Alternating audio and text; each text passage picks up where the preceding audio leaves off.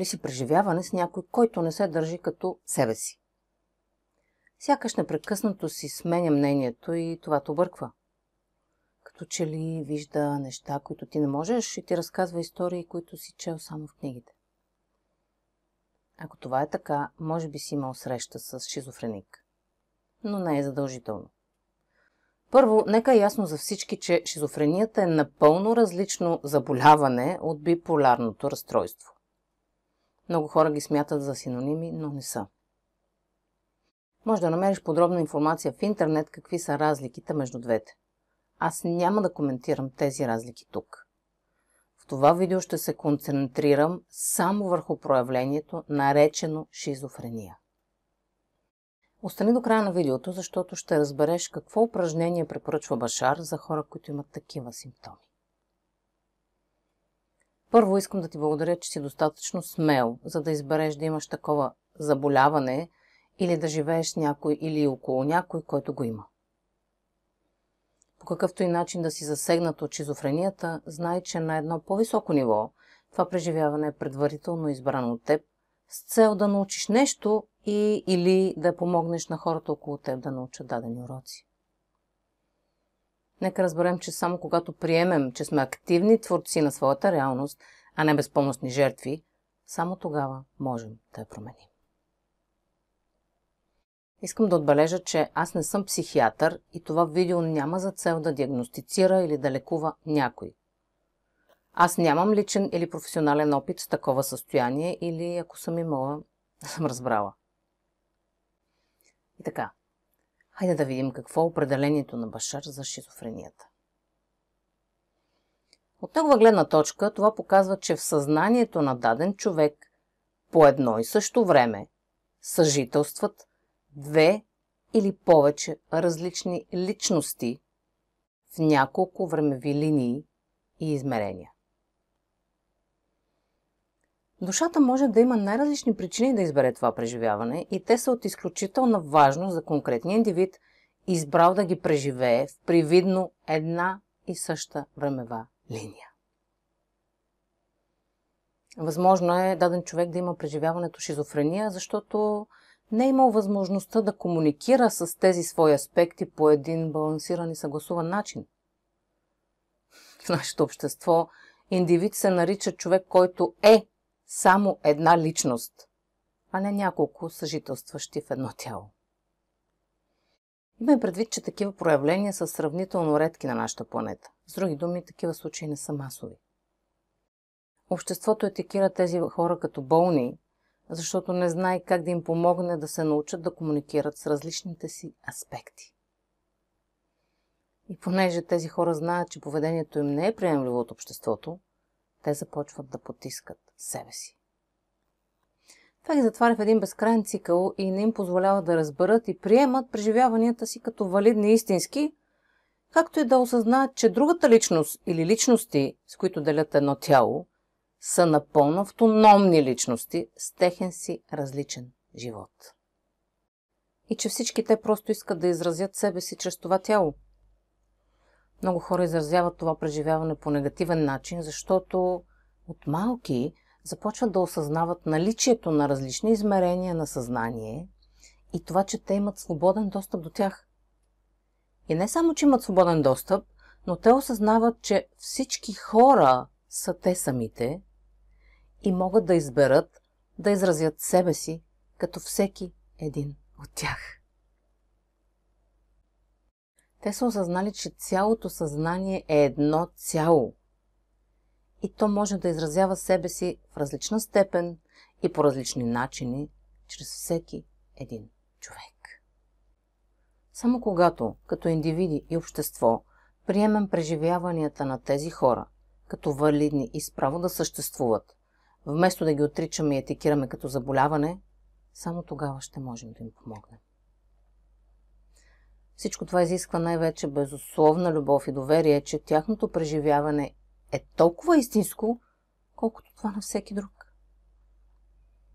Често такива хора изразяват себе си под формата на ченелинг. По тази логика може да наречете мен шизофреник, когато канализирам някой свой аспект и живееш в други измерения. Добре да е. А как можем да помогнем на хора, страдащи от шизофрения? Това е чудесен въпрос. Благодаря ти, че питаш.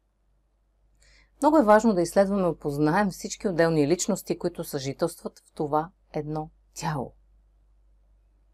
Можем да общуваме с тях, да разберем какво харесват и какво не харесват, да разберем къде всеки един от тях се чувства в силата си, да им позволим да ги има, да ги видим, да зачетем съществуването им, да им помогнем да се чувстват комфортно, да им кажем, че те могат да съжителстват заедно и не е нужно да се борят за надмощие над тялото, само за да могат да се изразят чрез него. Нашето общество има силна тенденция да разделя всичко на това или онова. Но всъщност всичко е това и онова. Нужно ни е приемане на всяко ниво спрямо тези, които наричаме различни. От стотици години са се опитвали да ни уеднаквят, за да сме по-лесно управлявани като народ, и от малки са ни втълпявали, че трябва да сме като другите, иначе нещо не ни е наред. Историята познава достатъчно случаи на хора убивани просто защото са се осмелили да бъдат различни, т.е. да бъдат автентични. Обаче вече живеем в различни времена и е време да променим дълбоко вкоренени убеждения, които даже не са наши. Ако още не знаеш как да направиш това, виж всички необходими стъпки по откриването и трансформацията на негативните си убеждения в позитивни в това мое видео. Ако пък искаш да станеш още по-бърз трансформатор на живота си, може да намериш допълнителни насоки в запис от вебинара "Убежденията – твоята суперсила". Линк в описанието под това видео. Благодаря ти, ако вече си сред трансформаторите. И така, нека не забравяме, че всички ние сме уникални парчета от божествен пъзъл. Всяко парче има своя неповторима форма и само така пасва на мястото си. Когато валидираме, видим и приемем като равни всички личности, живеещи в тялото на човек, проявяващ шизофрения, само тогава това същество ще може да функционира по един хармоничен начин. Само тогава ще може спокойно да изрази себе си, защото вече ще знае, че всички негови аспекти са достойни за любов. И тогава и те ще започнат да обичат себе си и ще спрат да се борят за надмощие. Тогава тези фрагменти ще оформят едно ново, трето същество, една напълно нова личност. Тази нова личност ще бъде перфектна съвкупност от всички техни аспекти, но вече изразяващи себе си по един хармоничен начин. Как ти звучи, а? Според теб, можем ли да покажем любов и разбиране към тези, които обществото смята за различни и които сега повече от всякога се нуждаят от това да бъдат видяни и оценени, такива каквито са?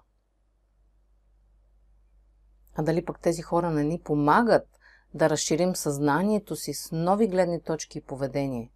Как мислиш? Аз вярвам, че можем да се променим. Много често индивиди, които решават да изследват поведение, етикирано от обществото като лудост, несъмнено ни показват, че имат достъп до различни паралелни реалности, до които ние явно нямаме. Всички тези реалности са истински за тях. Просто за голяма част от нас те остават невидими. И погледнато през техните очи, вероятно ние сме лудите, защото не виждаме очевидни според тях реалности. А знаеш ли, че има много малка разлика между тези хора, които наричаме луди, и гениите? Знаеш ли каква е? Геният е човек, който има достъп до различни реалности и знае как да комуникира с тях по начин, който е приет от обществото. А лудият е човек, който просто не е наясно, че има механизъм, чрез който може да комуникира с тези реалности по начин, който да е приет от обществото. Какво ще кажеш за това? Хайде сега да видим кой е луд и кой е гений. И така, да обобщим. Това, което обществото е приело да етикира като шизофрения, е просто признаването на наличие на няколко потенциални личности, съжителстващи в едно и също тяло. Идеята е, че когато човекът не знае как да комуникира с различните си аспекти по един съгласуван начин, това може да доведе до разделяне на структурите на личностите и да предизвика негативно проявление. Всички ние съдържаме в себе си различни перспективи и личностни характеристики. Идеята е да им позволим да функционират координирано като едно цяло. Много от нас избират да изследват теми, в които да има разделяне между тези личности, за да се научат как да ги интегрират и съберат в едно цяло.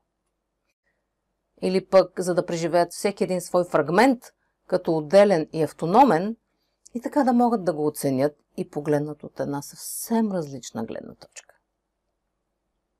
Това често помага на останалите да разберат как работят мозъка, ума и съзнанието. А това е много полезно за всички. Съгласен ли си? Няма нищо грешно и различно, което да не заслужава любов и приемане. Защото всичко и всеки около нас е част от творението или от Бог. А творението не допуска грешки. Бог преживява себе си чрез всеки един от нас. Всяка опитност и инкарнация е валидна и заслужава уважение.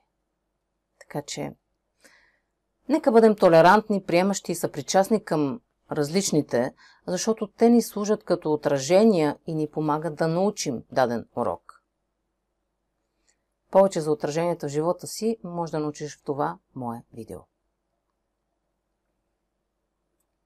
И така, Башар съветва тези от нас, които имаме близки срещи с хора, проявяващи симптоми на шизофрения, да направим следното упражнение.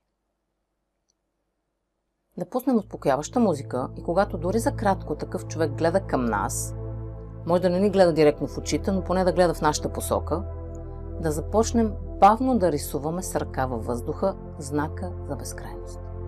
Ето така.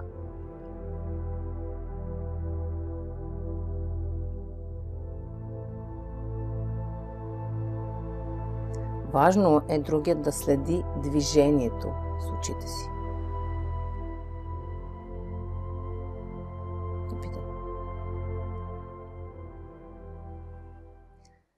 Ако правите това упражнение по няколко минути на ден, всеки ден, не след дълго, това ще доведе до балансиране на двете хемисфери на мозъка, така че да се получи съгласуваност и обединение на различните структури на личността. Башар казва, че когато правите това често, е много възможно съвсем скоро този човек да си позволи да бъде достатъчно хармонизиран в себе си. Следователно, ще започнете да наблюдавате поведение, показващо свързаност между тези различни аспекти и личности, живеещи в него. След време към упражнението, освен музика, може да добавите любим мирис, например на любимо цвете, така че да участват повече сетива. В случай, че решиш да направиш това упражнение, за да помогнеш на свой близък, ще се радвам да ми споделиш резултата в коментар.